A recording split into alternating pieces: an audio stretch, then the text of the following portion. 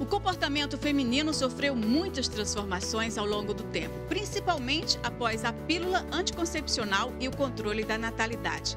Nós conquistamos autonomia e independência e atualmente é possível discutir sexualidade feminina de forma natural, mas nem sempre foi assim. Por muito tempo, as mulheres foram ensinadas a oprimirem seus desejos. O sexo era algo apenas para reprodução. Toda forma de prazer era reprimida e muitas vezes considerada pecaminosa e moralmente condenável. Infelizmente, esse passado ainda nos atormenta. Apesar das conquistas e dos ideais de igualdade entre o sexo, o tabu sobre a sexualidade da mulher ainda é muito presente. Por isso, é importante pautar esse tema. E é por isso que sexo e sexualidade é o nosso assunto de hoje. Entra na roda com a gente.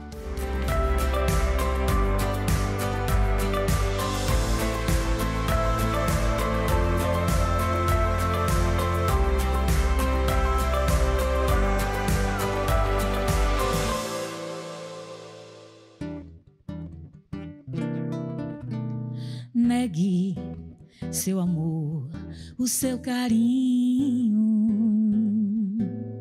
Diga que você já me esqueceu. Pise machucando com jeitinho esse coração que ainda é seu. Olá, sejam bem-vindas e bem-vindos. É muito bom ter vocês aqui com a gente. E ao som dessa voz deliciosa da Maria Verônica, é acompanhada pelo Vitor Hugo Santiago, para falar sobre sexo e sexualidade feminina.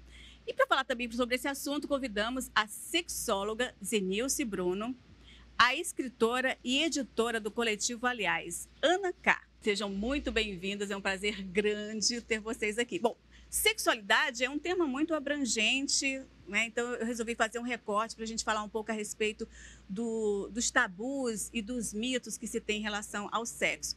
Mas as pessoas, elas têm muita dificuldade em separar sexo e sexualidade. Daí a pergunta aqui para a Zenilce, eu gostaria que ela desse a definição de sexualidade. Eu achei ótimo, primeiro começar a falar de sexualidade e depois de uma voz linda dessa, né? Até erotizou o ambiente. Eu acho muito legal, a gente estamos no clima, fazer uma pequena diferença entre o que é sexualidade e genitalidade, que eu acho que isso é o que mais confunde. A sexualidade é a nossa energia sexual, né? Que nós temos desde o nosso nascimento até a nossa morte. E ela nos acompanha em todas as etapas, em todos os nossos movimentos, em todos os nossos sentimentos. Então, a sexualidade ela é muito ampla.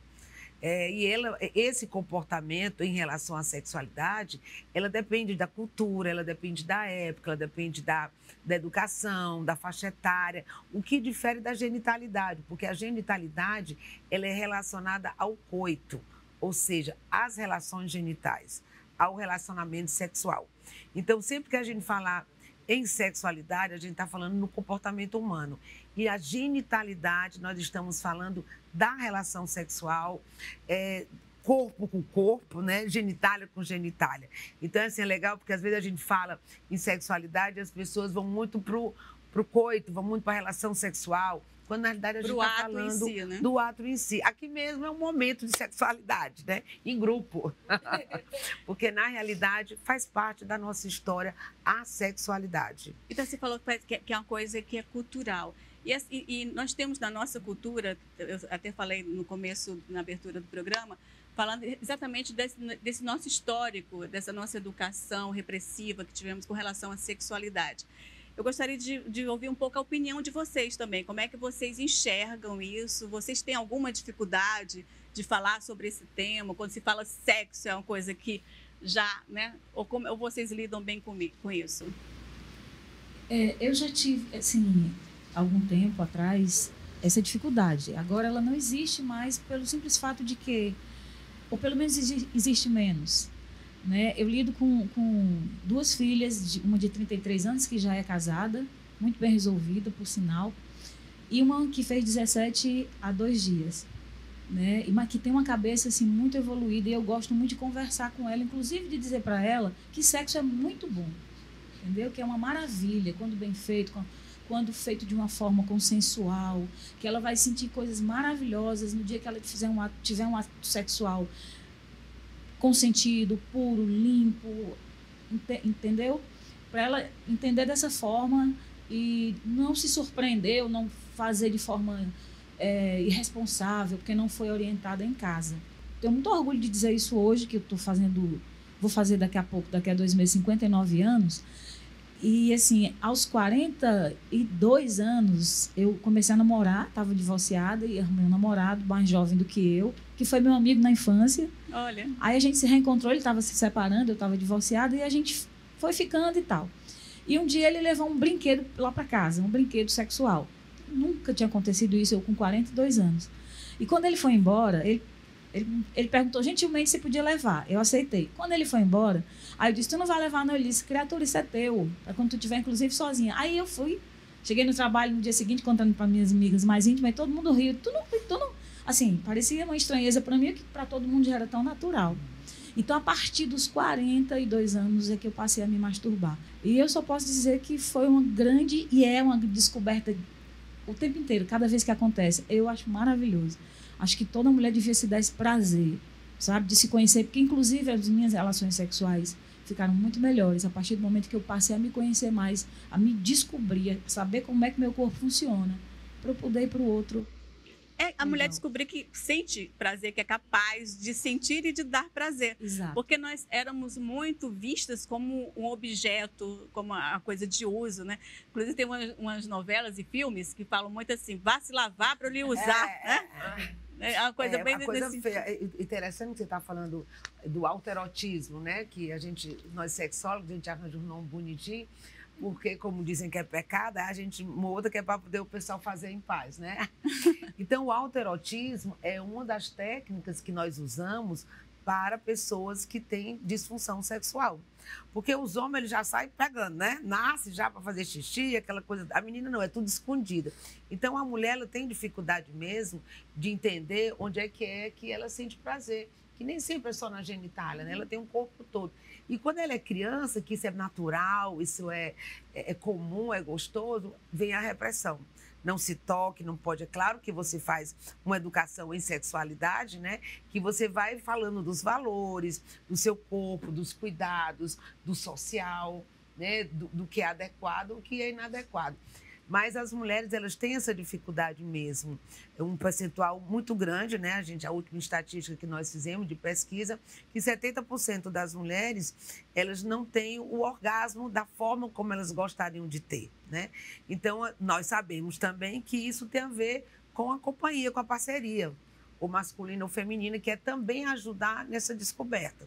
Mas algumas pessoas têm dificuldade de lidar com a parceria também. Gente, pega aqui, é mais para cá, mais para lá, né? Então, se ela não conhece o seu próprio corpo, como é que ela vai falar para a parceria dela como é que ela gosta? Então, isso é muito importante, essa repressão. Na infância, ela pode ocasionar muitos traumas.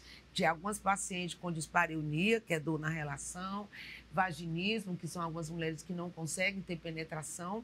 E o que eu acho mais complicado ainda é o medo de se envolver.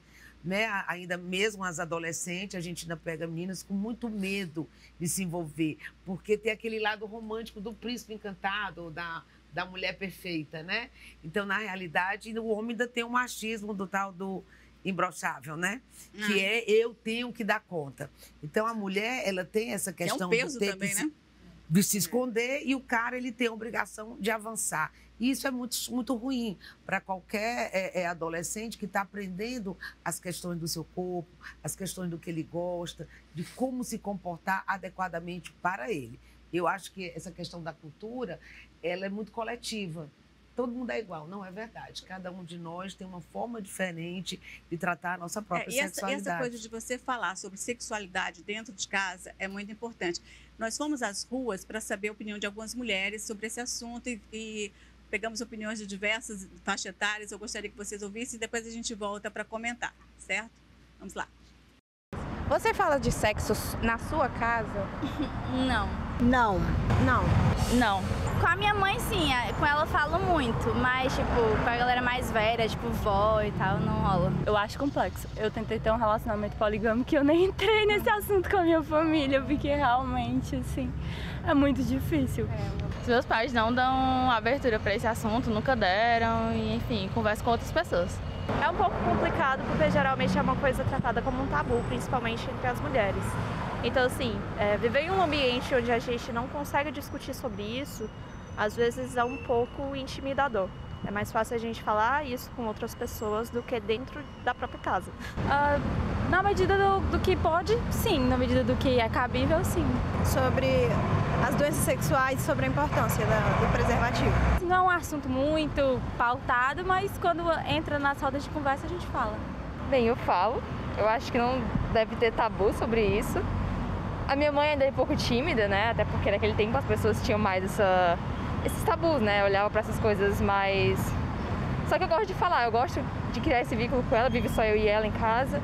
Então eu gosto que ela entenda que sexo não é nada demais, é algo que deve ser considerado normal até. Um dia desse, eu fui e falei pra minha mãe que eu já tinha beijado meninos, aí ela ficou tipo...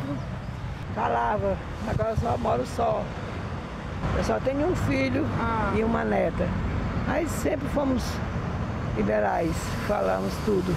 Os pais deveriam sim conversar mais sobre os filhos, porque não é questão de que vai falar disso que a criança vai querer fazer, é questão de educação sexual. O dogmatismo que a cultura impregna, né, como um vírus mesmo de pensamento, e aí a gente se disponibilizar para tentar desconstruir esses raciocínios, acho que é isso. É isso. Impressionante que em pleno século XXI, né, com todos os avanços, nós ainda estamos emperrados nessas questões, né? O que vocês acham sobre isso? Eu me lembrei aqui nessa fala que quando eu era bem pequena, com 5 anos, a minha mãe entrou no quarto e eu estava me masturbando com o meu ursinho. E aí a mamãe vem também dessa cultura, assim, ela foi muito aprisionada, né, em casa, e aí ela viu, e talvez ela tenha estudado, tenha lido, e ela falou assim, aí ela me chamou no canto e falou, hoje olhando, né, eu penso assim, ela podia ter dito, isso é feio, não faça isso, mas não, então, eu devo muito isso a ela, porque ela chega para mim e falou, o que você faz é só seu. Você vai fazer isso no seu quarto, você tem lugares no seu corpo que você vai sentir prazer, tem lugares que são mais gostosos, mas é só seu.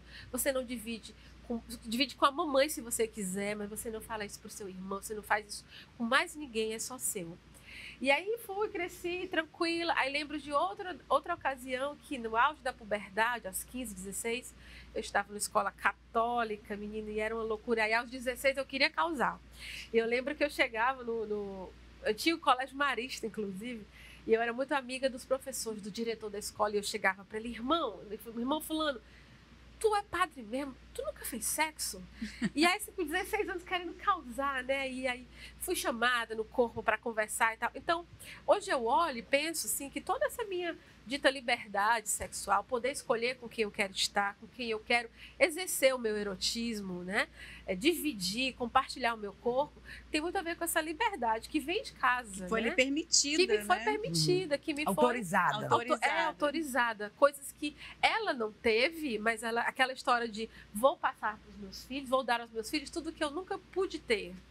E então isso veio muito certo. Então, vendo essas pessoas falando, né, que as famílias deveriam conversar muito mais sobre sexo, não somente o ato em si. Eu lembro, eu assisti um filme recentemente em que numa determinada religião tem que haver o casamento, a moça tem que estar ainda virgem, né? Que é uma questão enorme sobre virgindade. O que é virgindade? A não penetração. E o que dizer sobre mulheres que fazem sexo com mulheres? Continuam virgem, mas já fizeram tantas coisas maravilhosas, outras na cama. E aí nesse filme tinha que mostrar o lençol manchado de sangue para uma sociedade que nada tem a ver com o casal, né? Isso nos dias de hoje ainda.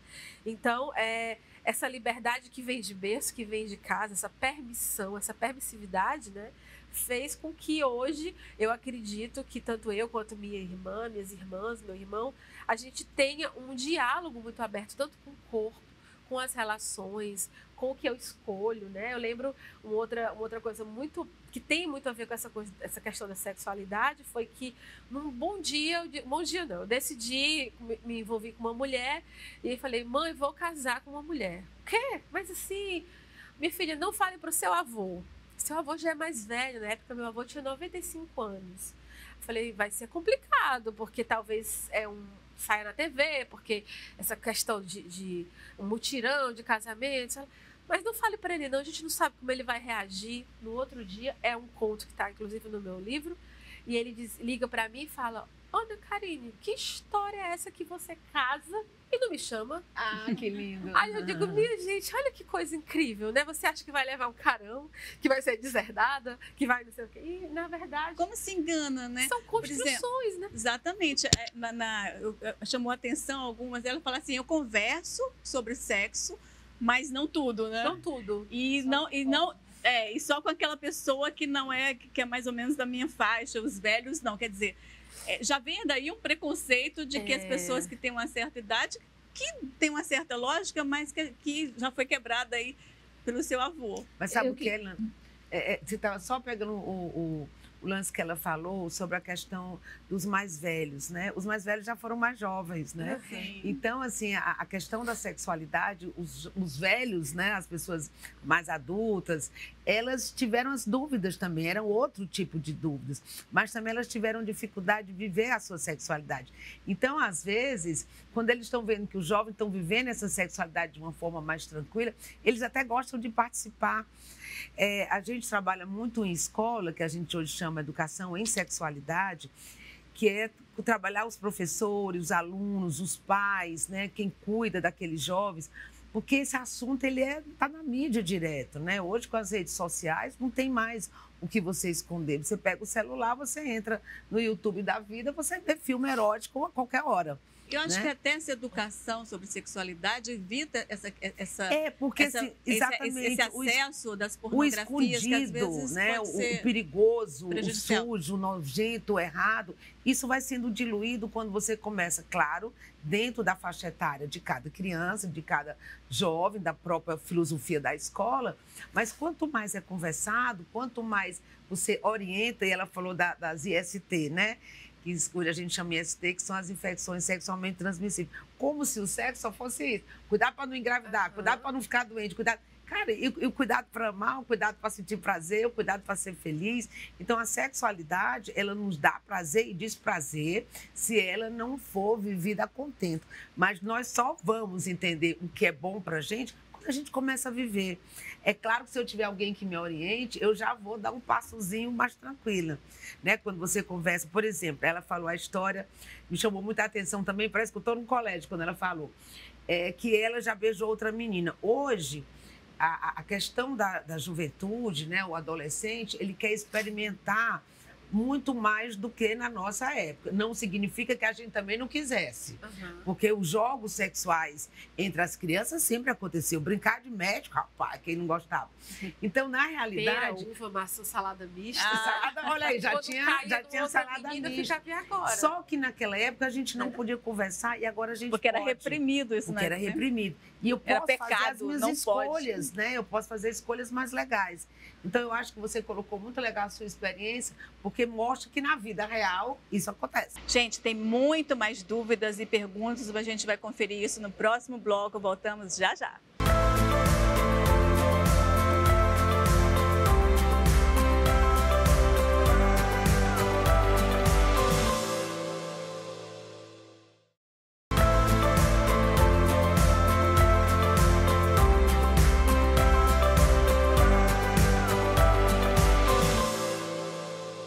Estamos de volta com Roda de Mulheres. No programa de hoje, falando sobre sexo e sexualidade feminina.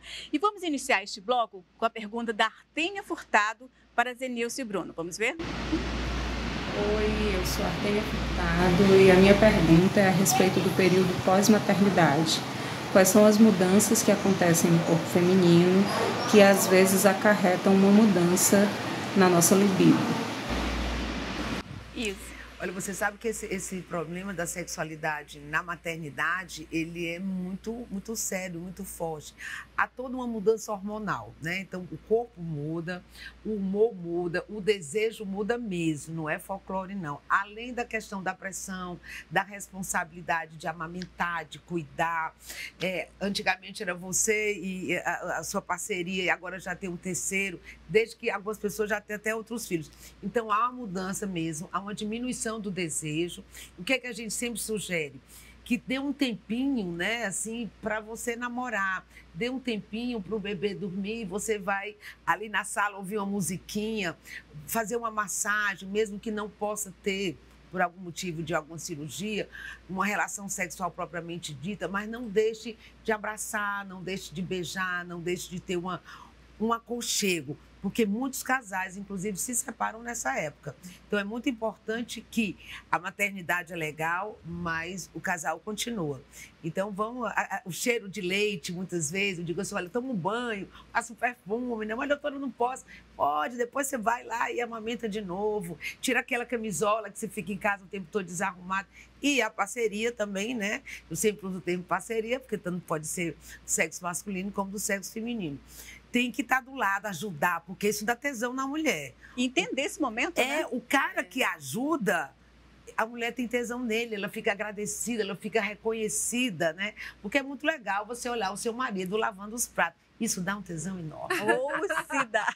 Quando minha filha nasceu, esse período aí, que é todo esse cheiro de leite, que você falou, já me repetiu, porque é constante, né? Por mais que a gente se lave. Memória afetiva aí.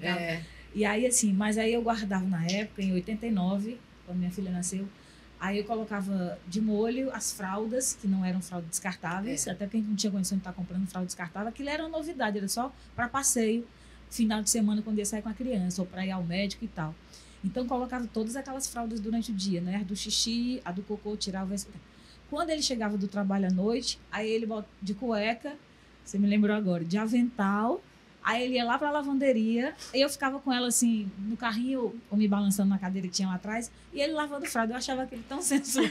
Olha aí como muda, ele de avental, entendeu? Eu achava assim... Olha a dica aí para os homens. Até me inspirava, às vezes, quando ela dormia, eu correr pro banheiro e dar uma arrumadinha em mim para poder chamar um pouquinho da atenção, para a gente dar uma namoradinha. Quando foi voltando assim, meu corpo, assim, já, né?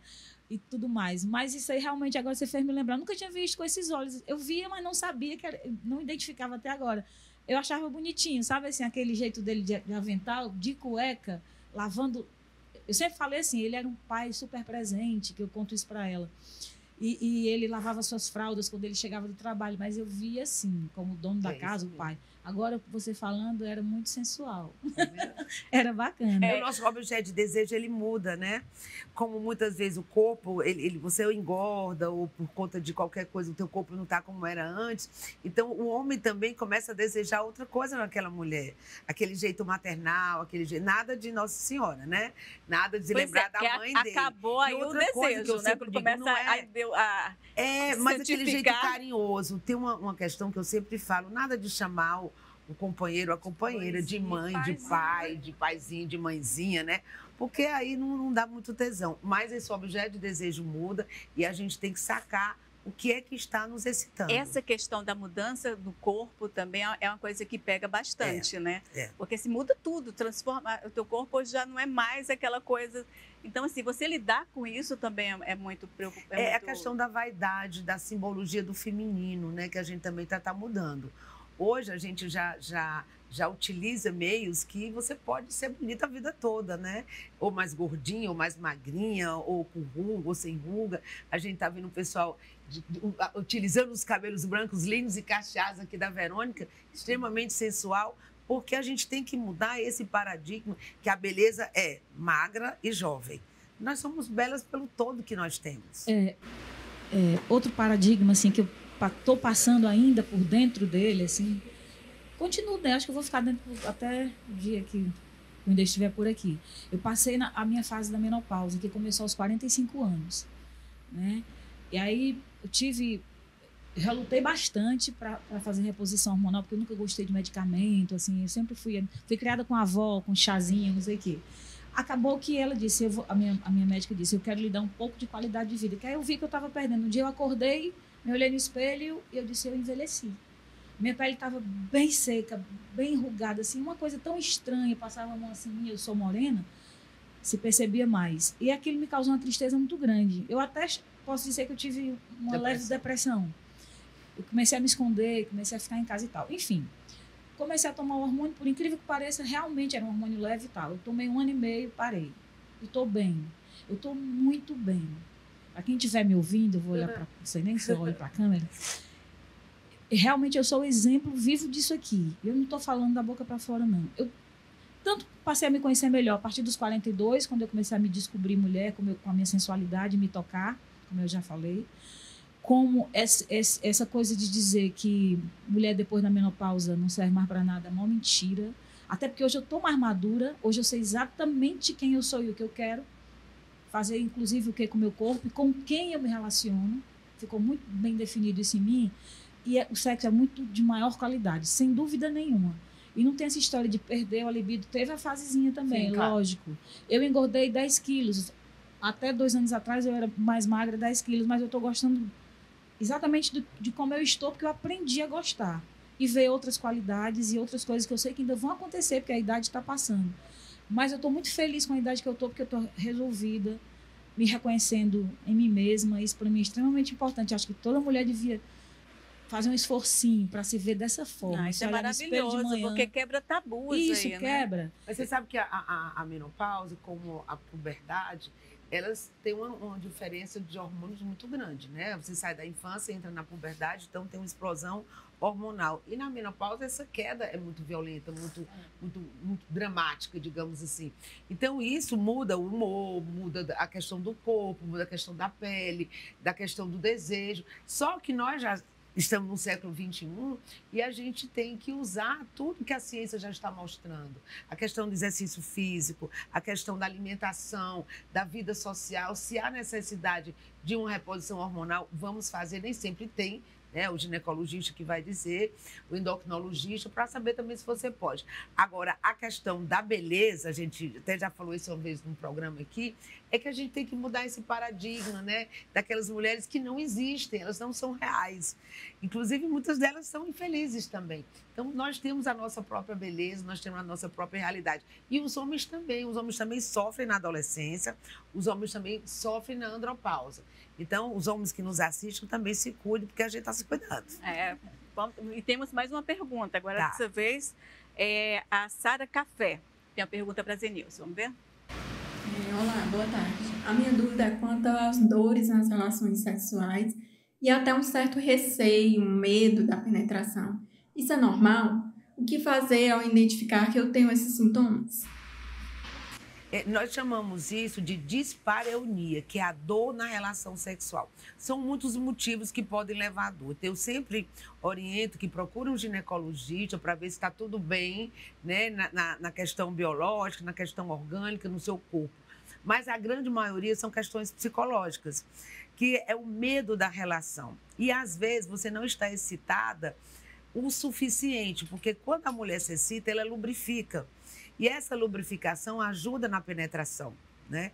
Então, assim, às vezes eu pergunto, será que está fazendo as tais preliminares? Lembrando que preliminar não é só 20 minutos antes, não, vem uns 2 dias antes. Você começa a sentir desejo e tesão naquela pessoa, ó, pelas atitudes que ele tem. Será que a pessoa que está transando com você é a pessoa que você quer?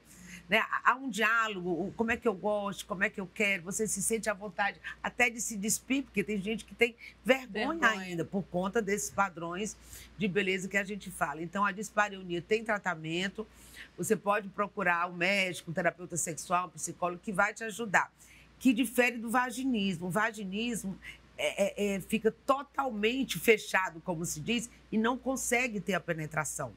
Né? Não há uma penetração porque há fechamento da musculatura, a pessoa se contrai, a pessoa retrai, ele não consegue ter penetração. E aí a gente utiliza alguns exercícios, às vezes fisioterapia pélvica, e às vezes é muita ansiedade também, o medo daquele momento.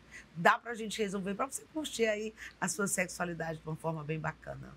Então, tem uma pergunta, mas ela pediu para não se identificar, porque a gente fez essa pergunta no Instagram e algumas pessoas mandaram suas dúvidas. Então, ela é casada já há muito tempo e ela tem mais de 60 anos e ela antes tinha uma vida sexual mais ativa com o marido e hoje ela sente assim que ele sente não consegue tocá-la como tocava antigamente, inclusive assim, nas partes íntimas que ela, né? Então ela pergunta assim, como fazer para mudar esse quadro? Olha, isso acontece com os dois, né? Às vezes a mulher também, ela não consegue chegar até a parceria dela como o homem. Há uma mudança no corpo e, às vezes, esta mulher ou este homem fica envergonhado, já tem uma barriga, já tem umas ruguinhas, já está mais flácido. Então, a gente tem que mostrar, existem posições, né, em que...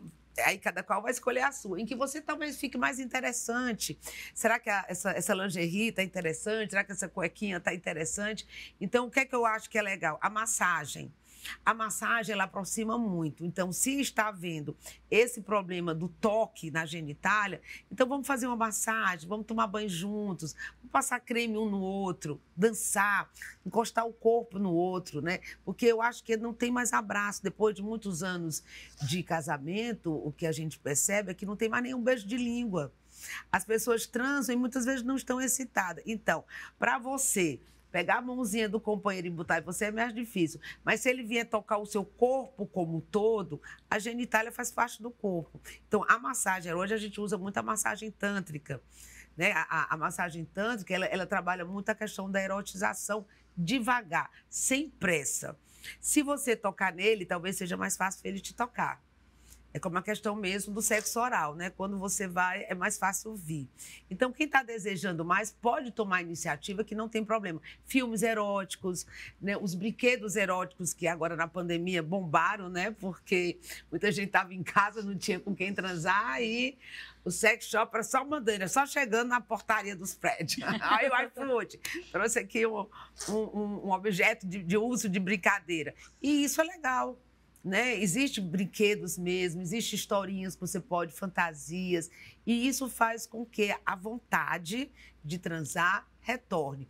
Porque não pense que é porque você envelheceu ou está com a mesma pessoa há 30, 40 anos que ainda não tem desejo. Pode ter sim. O que precisa é a gente motivar o corpo. Vamos sair, vamos caminhar nessa beira-mar que tá linda, né?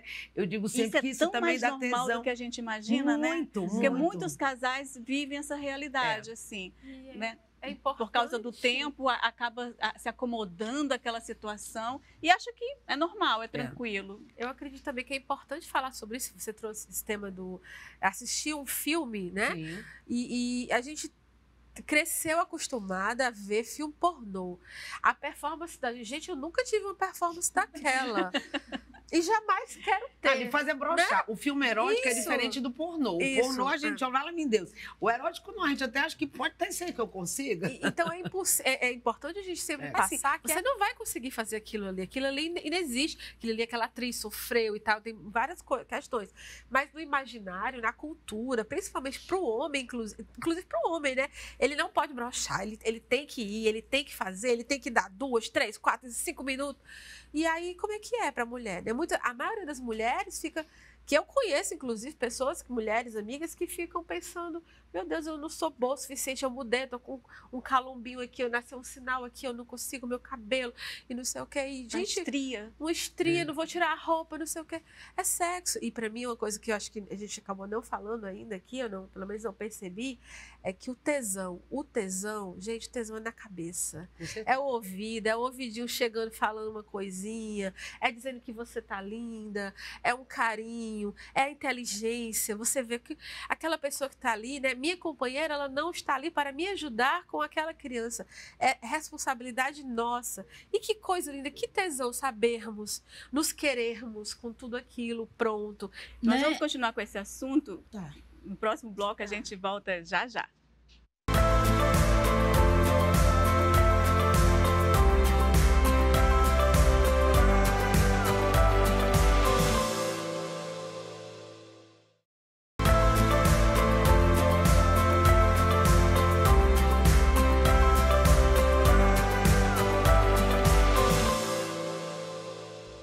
Estamos de volta com Roda de Mulheres falando sobre sexo e sexualidade. E vamos começar este bloco com mais uma perguntinha, dessa vez com a Larícia Kelly. Ela vai fazer uma pergunta para Zenilce Bruno. Vamos ver? Oi, Lana. Tem uma pergunta para a Zenilce Bruno. Sobre a ejaculação. A mulher ejacula? Isso é comum ou é excepcional só de algumas mulheres? Me tira essa dúvida. Muita gente tem essa dúvida, realmente. Essa pergunta é muito comum. O que é que acontece? Na hora que a mulher está tendo... Primeiro, ela tem a lubrificação da excitação, né? Então, já tem um líquido aí que às vezes confunde. Na hora que ela está tendo o orgasmo, realmente sai um líquido, mas é uma quantidade pequena. Algumas mulheres têm quantidade maior. O que às vezes também pode acontecer é urinar durante o orgasmo ou durante a relação. E às vezes as pessoas confundem. Mas na realidade, há sim essa saída, né? Ele é um líquido transparentezinho, né? Não é muito forte, nem é muito escuro, mas dá para você notar não é como o esperma, teve. Né? Exatamente, porque o esperma ele é mais forte, né? Forte. Então dá para notar que você soltou alguma coisa. Mas tem gente que tem bem pouquinho, tem gente que tem mais, algumas mulheres ficam mais preocupadas. Inclusive, os homens também se preocupam, porque tem homens que ejaculam mais e outros ejaculam menos. Ainda tem aqueles que não ejaculam, né? Então, o mais importante é o prazer que você sente. Eu digo sempre que o orgasmo é o fim da festa, né? Gozou, acabou a festa, todo mundo dormir. Então, assim, às vezes a gente fica tão preocupada com o orgasmo que não sente o prazer. Mas na sua pergunta faz sentido, algumas mulheres sim, elas têm essa saída desse líquido durante o orgasmo, que pode ser em menor ou maior quantidade. Mas é perceptível assim? É perceptível. Né? Não tanto quanto a ejaculação masculina, mas... É que na hora a gente não fica olhando, tomara que não, né? Sinal que tá bom. Ana K, minha querida, eu quero que você fale agora do seu livro e dessa... foi a primeira antologia... De poetas cearenses, antologia erótica. Antologia erótica, isso. Na verdade, esse livro, eu faço parte dele, né? Sim. É uma organização da Mica Andrade, O Olho de Lilith se chama. E aí é uma inovação. Não é da Aliás. Não, selo Ferina. O da Aliás é o clavicular, que eu trouxe também para falar sobre, que tem muitos textos sobre sexualidade feminina, inclusive esse texto, essa que eu falei do meu avô, dessa descoberta do meu avô, tem aqui contado também e é bem bacana. Mas eu achei interessante trazer esse livro para que a gente pudesse ver. É a primeira antologia erótica, né? Então, 9, se eu não me engano, são 9 autoras. Mas a primeira antologia erótica é feita por mulheres, Feita por mulheres. Primeira antologia erótica cearense, né? Porque é importante também a gente falar que sempre o lugar de falar do erotismo pertencia ao homem, né? Estava ali, a gente tinha vergonha, a mulher nunca podia, ou tinha vergonha, ou era feio uma mulher falar sobre isso. E aí, as mulheres todas estão aqui reunidas, contando textos picantes, calientes, deliciosos, né? Sim. E aí vem com essa ilustração, essa coisa belíssima. Já fica a dica aí. E maravilhoso, assim, é um livro de cabeceira, né? Para que naquela hora você vamos ler. Aí você já dá assim uma bem intencionada na situação, isso. E aí tem esse, e tem alguns contos aqui também do Claviculário, que é da Aliás Editora, uma editora que publica somente mulheres, sejam mulheres cis, mulheres trans. E a gente publica, e eu estava conversando mais cedo, que diversas pessoas, diversas mulheres que nos procuram para publicar, estão assim, em período já de entrar numa... Estou me aposentando, agora eu vou fazer algo por mim. E aí fazer esse algo por mim é publicar os seus contos, que tá muitos textos eróticos. A gente está agora com uma ação dentro da editora que se chama Florada, zines de temporada. E olha o que a gente tem recebido de zines, de textos eróticos, de contos que acontecem dentro de um chevette, sabe? Assim, coisas maravilhosas que vêm chegando e que isso era inconcebível, assim, inimaginável há 10, 20, 30 anos, né? E aí vem chegando esses textos e eu fico assim, acho mó barato. Eu não sei se aí tem a Eudismar Mendes. Eudismar, maravilhoso. maravilhosa. Ela tem um ponto erótico. Ela desmata o quê? 80 anos? Acho que ela fez 80 agora. Eu desmato minha aí. A gente já participou de um programa aqui juntos. Ela é maravilhosa. Ela é maravilhosa. Então, tá sempre na cena literária, um astral maravilhoso e foguenta, né? Foguenta. Não, eu já falei pra ela, quero ser igualzinha quando eu crescer. Foguenta demais.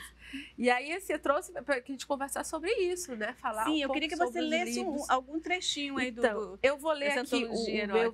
Tem outros que eu leria, assim, mas dependendo do horário que vai passar, né? Não vai ser possível. E aí eu escolhi um aqui, que é um que eu escrevi, tenho 2 textos aqui, se chama Lenços Umedecidos. Sim. Diz assim, ó. Nesse meu corpinho aqui, não entra nada imundo. Eu explicava a Isabel Alencar acerca dessa mania compulsiva de carregar meus bons lenços umedecidos na bolsa. Sabe-se lá, né? De repente você tá na loja de Xerox e cruza o olhar com uma pessoa sensualmente incrível. Vai fazer como? Assim, na rua, nas esquinas, nas calçadas, assim, sem banho? Eu, hein? Lenços umedecidos. Fechei a boca e a moça, toda de preto, veio até a nossa mesa e disse: você pode me arranjar 2 desses seus lenços umedecidos? Aqui no banheiro não tem papel higiênico. Oh, mas é claro, eu disse. E já ia retirando a embalagem amarelo clara quando ela segurou minha mão e disse: pode vir me entregar em 5 minutos? Eu fui. Entreguei-lhe os lenços, fui até o balcão, pedi uma água mineral sem gás e a conduzi pela mão até a calçada. Ela me fez cheirar suas mãos.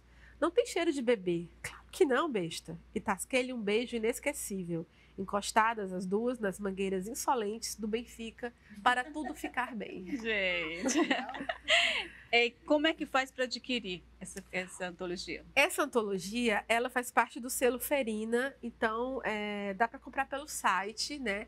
Procurar lá é o selo Ferina o nome, né? Sim. Aí e tá nas melhores livrarias, ainda tem. Livraria Cultura, tá à venda nesses espaços, né?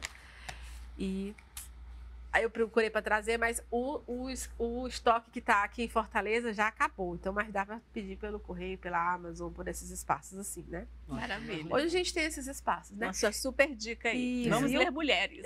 E o Clavicular está lá no site da editora, aliás, editora.com.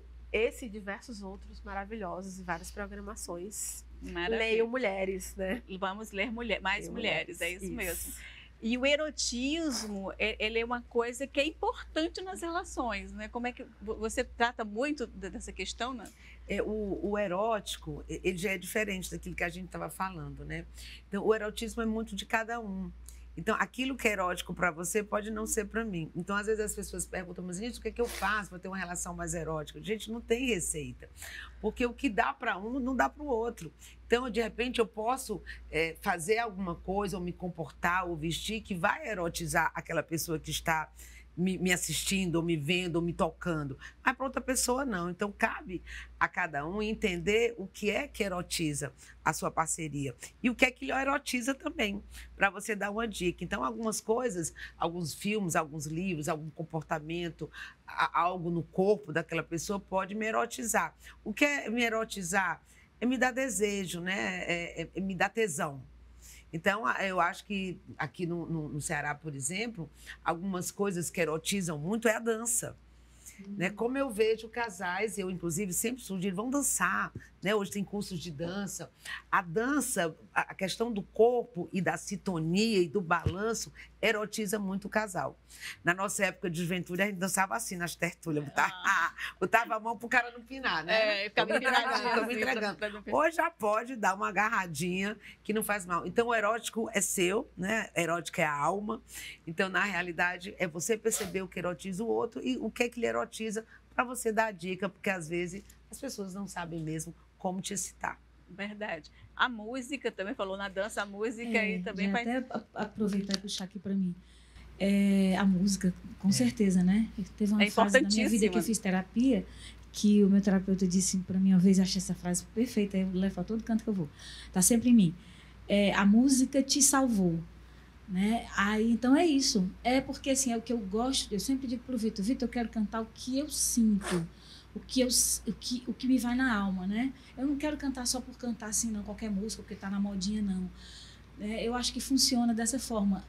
Só pegando o ganchinho aí do que vocês disseram, do que você leu também, que para mim funciona como me auto-erotizar e às vezes funciona para o outro, além da música, é o bom humor. Eu brinco com coisas que às vezes eu tenho dificuldade de aceitar em mim, coisas bestas, pequenininhas. Mas aí eu brinco para tornar aquilo mais leve. Eu rio muito, que eu sou a rainha da gargalhada, como o povo diz. Então, assim, eu levo isso para as relações, assim, quando eu estou me relacionando com alguém, sabe? Do rir, do brincar, daquilo que poderia ficar pesado, eu levar para o lado mais sério, de surpreender com uma coisa bem básica, mas bem legal, entendeu? Assim, a questão do autoconhecimento, quando a gente traz para a prática, na convivência com o outro, acho que funciona, como os jovens costumam dizer, tem tudo para dar certo. Tem todo um processo aí, né? Esse autoconhecimento, a gente também não consegue assim de um dia para o outro. Tem toda uma caminhada aí. Bom, importante na vida de um modo geral. E nessa questão, principalmente os casais que já estão juntos há muito tempo, né? Às vezes cai naquela mesmice e tal, na rotina. Aí, de repente, você chega e faz uma coisinha diferente em casa mesmo. A dança é muito maravilhosa. Eu adoro som, né? Lá em casa tem... Aí eu boto música, aí eu boto um vinho. Aí, sabe? Aí dançar é muito bom, porque dançar traz uma coisa inexplicável. O que é que a dança faz? Quando você dança, você sente o cheiro do outro, você se aproxima. E dali pode surgir milhões de coisas. E como é que surgiu a música na sua vida? Na minha vida, assim, eu fui criada numa família... Foi onde eu nasci, inclusive, no São João do Tauape, na casa da minha avó, que eu nasci em casa, parteira, chegou só para cortar o cordão umbilical, porque eu já estava querendo mostrar a minha cara. E aí, assim, eu tinha tios que cantavam. Eu tinha uma tia, inclusive, que cantava em programa de rádio, da Ila Maria, não sei o quê. Eu achava a voz dela linda, e eu ficava assim, chupando o dedo, quando eu era pequenininha. E olhando a minha tia, achava muito linda. Ela foi embora para o Rio de Janeiro, nem sei que ano era isso. Eu devia ter uns 10 anos de idade, e aí, assim, era um sucesso. Ela fez um filme com Glauber Rocha no Rio. Então, para mim, ela era um ídolo. Ela cantava Ângela Maria, assim, da forma mais linda que eu já vi, né? Aí eu ia para aqueles programas de Irapuã Lima, programa de rádio, eu achava o máximo ir com ela, acompanhar. Qual era o nome dela? Helena Albino. Então, assim, ela era muito amiga da Ela Maria, né? Sim. E aí eu lembro da Ela Maria, inclusive eu já adulta fui cantar no programa da Ela Maria, fiquei super emocionada, depois de tantos anos. E aí comecei a cantar, um dia alguém me viu cantando, que é professor de música, o Carlinhos Crisóstomo. A gente sempre saía, viajava junto, ele era da família também, que eu também sou Crisóstomo, era casado com o primo dele. A gente sempre saía os casais, viajava, ele tocava bastante, o Vitor conhece ele, sabe, um profissional excelente. Um dia ele disse, vem aqui em casa que eu montei um estúdio, na década de 80, 90. Assim, de uma para outra. Aí ele me chamou para ir até lá para gravar um MD. Eu disse, o que é um MD? E ele disse, faz um repertório, Verônica. Eu disse, como é que a gente monta um repertório? Ele disse, sabe aquelas coisas que tu canta com a gente? Só coloca assim e traz. Chega aqui, a gente coloca os tons e tu faz. Aí eu ia para casa dele uma vez por semana de tarde, tinha um estúdio. Aí às vezes eu chegava, a música já estava pronta, porque ele conhecia o tom, eu só colocava a voz. Aí foi indo. Aí um dia ele fez a fita cassete. Aí a gente foi jantar no Cais Bar. Na época, quem é da época conheceu o Cais Bar. Acho que todas. A gente estava jantando, aí já estava final de noite. Eu fui ao banheiro, o dono do Cais Bar, o Ernesto, sentou na mesa com a gente. Eu nem conhecia ele. Quando eu voltei do banheiro, eu vi minha voz, né? Aí eu disse, sou eu, cantando. Aí, eu sei que tem muita história, né? Que eu já tenho 59 anos de vida, enfim. E aí, só o comecinho foi assim. E o Ernesto disse, adorei a voz dela. Aí o Carlinhos disse, eu coloquei para os meus alunos lá no IFCE, na época era Escola Técnica, e eles ficaram perguntando, professor, quem é essa cantora? Aquilo para mim, até um dia eu saí do programa da Maísa Vasconcelos, que eu vim gravar meio-dia. E aí eu saí morrendo de fome, entrei no Pão de Açúcar, para comprar um lanche, para voltar para o trabalho, e uma menina no caixa disse assim, você é cantora, né? Eu acabei de te ver na Maísa Vasconcelos. Eu engasguei e não consegui responder, porque eu não me sentia. Eu não conseguia dizer, eu sou cantora, né? Demorou. Mas eu comecei a cantar, aí já comecei num projeto Brahma Cultural, Beck 6:30, e na época tinha muitos projetos, né? Aí eu cantava no Cais Bar, no Pontal de Iracema, enfim, no The Wall, aí participava de projetos, fui acompanhada por excelentes músicos nessa cidade. Saudade agora. Muita, pois é. Carlinhos Crisóstomo começou um filme, vários percussionistas, Rossano Cavalcante em percussão, Evelásio Bilas, Marcão, muita gente bacana, sabe? Marcílio Homem, Quando o Carlinhos parou de me acompanhar, ele me apresentou para o Marcílio Homem, que foi assim, passou assim, uns 4 anos tocando comigo, era maravilhoso. E aí eu, na época, usava Verônica Prata, que era o nome artístico, eu era casado com o Prata. Aí a gente se divorciou e eu passei a usar o Maria Verônica. Em 2018, aí eu me afastei completamente. Aí eu saí, passei por aquelas crises existenciais, muita coisa pessoal que se misturou, aí veio a terapia, um monte de coisa, para eu descobrir que era aquilo que me fazia feliz. É por isso que o terapeuta diz, a música te salvou. Aí eu volto em 2018, porque a Michele Militão, que foi a que lançou o Samba Delas em Fortaleza, que é um coletivo totalmente feminino. Já estiveram aqui com a gente. Pois é, completamente engajada. Samba Delas. Aí eu toco em bateria, eu estava tocando no baqueta, era uma bateria que eu tocava na época. E aí o Márcio Viana, que era o cantor da bateria, a gente estava na roda de samba, no almoço. Aí ele disse, canta aí, eu cantei Retalhos de Cetim, eles ficaram me acompanhando, ele disse, Verônica, eu vou mandar para a Michele Militão, porque na hora que ela te ouvir, eu tenho certeza que ela vai amar. Fiquei morrendo de medo, até hoje eu tenho medo. E aí mandou, a Michele entrou em contato comigo, eu só ouvia falar em Michele e no Samba Delas, eu ficava em casa assistindo as meninas, achava a coisa mais linda. E aí a Michele me ligou e disse, olha, vai haver um evento dia 8, Dia Nacional do Samba, lá no Mercado dos Peões, 2018. Foi a minha primeira apresentação de novo, assim, que eu subi no palco, aquele mercado lotado, fiquei toda arrepiada. Foi lindo. Aí, com as meninas do Samba Delas, fui ensaiar, cheguei timidamente. A Micaela sempre conta essa história. Ela contou aquele dia Micaela lá no Baité. Maravilhosa. Quando eu cheguei para ensaiar, aí Malena Monteiro, Marilene Salles, Patrícia Trajano, quem era Maria Verônica, meu Deus. Mas eu cheguei assim, de mansinho, me sentei aqui, aí a Micaela disse, qual é a música que você vai... São 3 músicas, aí eu disse a ela, vamos fazer aqui a primeira, começa aí, que eu pego aqui teu tom. Aí quando eu comecei, segundo a Micaela, ela disse assim, tu tá dizendo que tá voltando? Tu nunca saiu, mulher. E aí a gente foi para essa história do mercado, foi linda a apresentação, foi bonita. Aí você trabalha solo e também com o Samba Delas, é isso? Isso.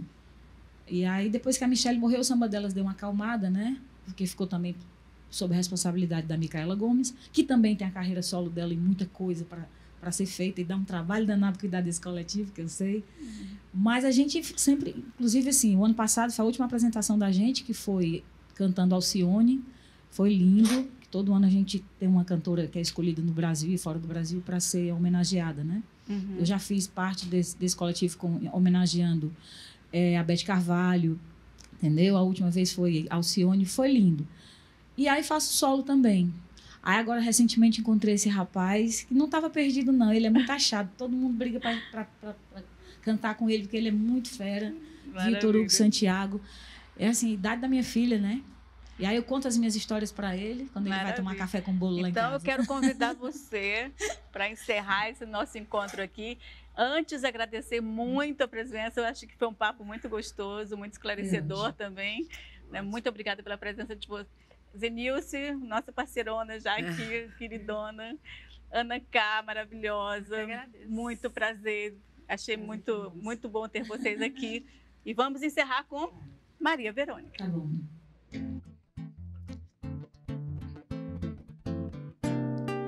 Beija-me, deixa o teu rosto coladinho ao meu, mas beija-me. Eu dou a vida pelo beijo seu. Beija-me, quero sentir o teu perfume. Beija-me com todo teu amor. Se não eu morro de ciúme. Ai, ai, ai, que coisa louca. O beijinho do meu bem, dito assim parece à toa. O feitiço que ele tem. Ai, ai, ai, que coisa boa. Que gostinho divinal. Quando ponho minha boca nos teus lábios de coral. Ai, ai, ai, ai, ai, ai, que coisa louca. O beijinho do meu bem, dito assim parece à toa. O feitiço que ele tem. Ai, ai, ai, que coisa boa. Que gostinho divinal. Quando ponho minha boca nos teus lábios de coral. Beija-me, beija-me, beija, beija.